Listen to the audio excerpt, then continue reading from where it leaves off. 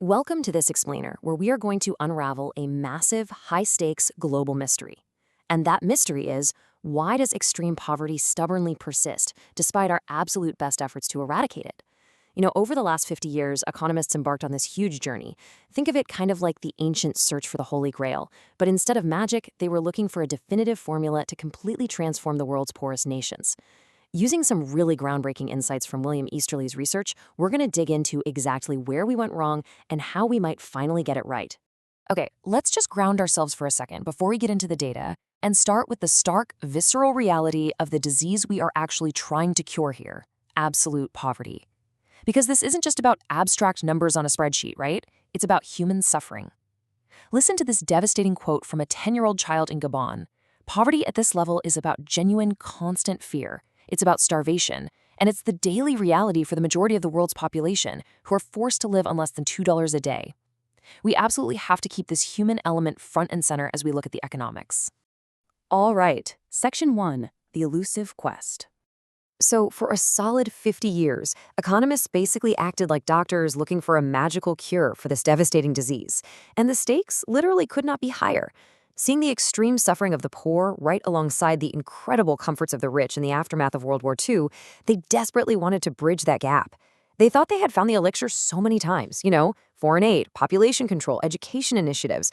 But as we'll see, the map they were using to navigate this developing world was fundamentally flawed from the very beginning. To really wrap our heads around those life or death stakes, consider this completely horrifying number: 200. 200 out of every 1,000 babies born in the poorest fifth of countries die before their first birthday. Now just compare that to the richest fifth of countries, where the infant mortality rate is only 4 out of 1,000. Just let that sink in. Parents in the poorest nations are 50 times more likely to know the grief of losing a child than the joy of raising one. This isn't just an economic statistic, it's an ongoing, daily tragedy. And you know what the absolute worst part is? The true tragedy? It's that these deaths aren't even inevitable. They are caused by a simple lack of basic infrastructure, basic nutrition, and medicines that cost mere pennies in the rich world. Think about it. A 5-day course of antibiotics to cure pneumonia. Just 25 cents. Oral rehydration therapy to stop fatal dehydration from diarrhea. Less than 10 cents a dose. Vitamin A capsules to prevent blindness and immune system failure. Cost 2 cents. The issue isn't that the medicine doesn't exist. It's that extreme poverty builds this massive invisible wall that prevents access to it. The author actually experienced this face of poverty directly in Gulvera Kauria, a village in Pakistan. It was a place with open sores, rancid water pools, and absolutely no doctors. He described driving down these impossibly narrow dirt tracks just to find a village that literally smelled of manure, where flies completely covered the pitchers of drinking water, and people lived in adobe-walled, dirt floor compounds. They had only just received electricity after generations of darkness, but they still lacked plumbing, drainage, or any basic healthcare. That is exactly what absolute poverty looks like on the ground. And this daily struggle for survival, it bleeds into the whole society. It builds into an undeniable societal crisis, where severe deprivation leads to deep systemic oppression, particularly against women. In rich countries, women slightly outnumber men just because of natural longevity and general equality. But in poor countries, we see a really disturbing demographic anomaly. In Pakistan, for example, there are 108 men for every 100 women. The Nobel Prize winner, Amartya Sen, famously called this the phenomenon of missing women. It's a direct, heartbreaking result of unequal nutrition, lack of medical care, and deep-seated discrimination that just thrives when there are conditions of extreme scarcity. Moving on to Section 2. Growth cures poverty. So, if poverty is the deadly disease, the data reveals pretty clearly that economy-wide growth is the undeniable, proven cure. Just look at these numbers from researchers Ravalian and Chen. Fast economic expansion directly and drastically shrinks poverty rates, while contraction makes it explode. They looked at 154 periods of change across 65 developing countries, specifically tracking the absolute poorest, those living on less than $1 a day. During strong economic expansions, the poverty rate dropped by over 6% a year. But during strong contractions, like we saw in Eastern Europe after the fall of communism or in parts of Africa, poverty absolutely skyrocketed by nearly 24% a year. We can definitively say that growth is a lifesaver here, and it translates one-for-one into higher incomes for the absolute poorest citizens. Researchers Dollar and Cray proved that if a society's average income grows by 1%, the incomes of the poorest 20% of the population also grow by 1%. This proves a really vital point for us.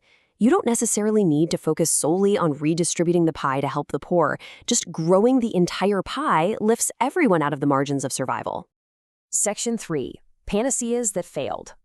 Okay, so we've established the stakes and we know the cure works, but here is the massive plot twist. Early development economists basically administered a quack medicine. Despite their absolute best intentions, they relied on a deeply flawed blueprint for generating that necessary economic growth. They based their entire prescription on what's called the Herod-Domar model, essentially treating economic growth as a simple matter of just buying enough machines. Conceived way back in 1946 by F.Z. Domar, this theory assumed that production capacity was directly tied to the stock of machinery.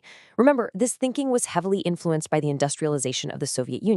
The idea was that labor in poor countries was practically unlimited, right? So the only real bottleneck holding them back was just a lack of physical factories and machines. Because of that, they applied this incredibly dangerous, simplistic logic to the tropics. Treat economies like giant vending machines. It was literally a 5-step formula. 1. You decide you want a certain growth rate. 2. You calculate the cost of the machines required to hit that. 3. You figure out what the country can actually afford. And the difference between those two numbers is the financing gap. 4. Western countries swoop in, fill that gap with foreign aid, and build the physical factories. And 5.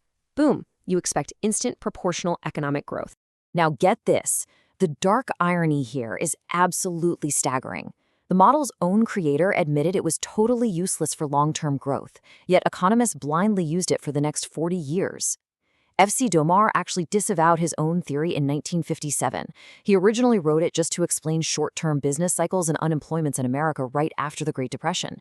He never ever intended it to be used as some master plan to lift tropical nations out of centuries of poverty.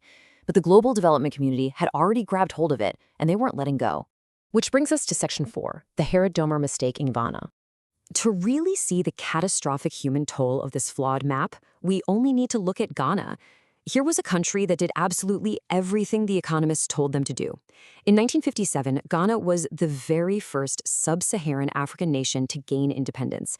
It was incredibly rich in cocoa, had a relatively educated populace, and both Washington and Moscow were super eager to help them out. The global community just dumped foreign aid into the massive Volta River Dam project, totally expecting an industrial miracle. By 1964, they actually finished the Akosombo Dam, creating the largest man-made lake in the entire world, Lake Volta. Planners swore this would spark a massive industrial complex, aluminum smelters, railways, you name it. But look at the timeline. By 1983, the country had hit utter rock bottom.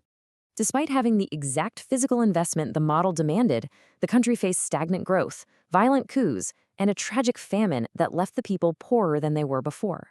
By 1983, average incomes had actually fallen below where they were on Independence Day 26 years earlier.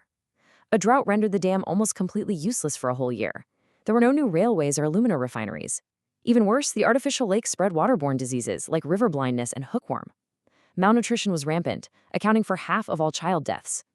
The starving population grimly referred to their protruding collarbones as Rawlings necklaces, named after their military ruler. The machines were there, for sure, but the growth was definitely not. And that leads us to Section 5, the true elixir. So, what went wrong? Why did this massive dam fail to deliver prosperity? And what was the missing ingredient in this grand economic quest? Well, the economists focused on concrete and steel, but they completely forgot the most vital component of all.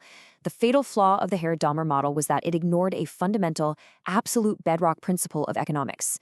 Human beings are not cogs in a machine. They only do what they are incentivized to use. You can build the biggest dam on the planet, but if the local farmers aren't incentivized to use the irrigation, if the bureaucrats are incentivized to be corrupt, and if the aid donors are only incentivized to hit spending quotas rather than actual results, the whole system collapses. As this quote perfectly summarizes, people respond to incentives. If the incentives are wrong, no amount of foreign aid or physical machinery is ever going to cure poverty. So where does that leave us today? As we continue this elusive quest to bring the world's poorest out of the darkness, we have to ask ourselves, are our modern development policies finally relying on the true elixir of human incentives? We know for sure that growth is the only real cure for the heartbreaking tragedy of poverty, but just throwing machines at the problem clearly isn't enough. Until we align the interests of first world donors, third world governments, and the ordinary citizens living their lives on the ground, the poverty gap is going to remain. So take a look at the foreign aid policies in the news today. Are they just building more useless dams, or are they finally changing the underlying incentives? Thanks for joining me on this explainer, and I will leave you to ponder that question.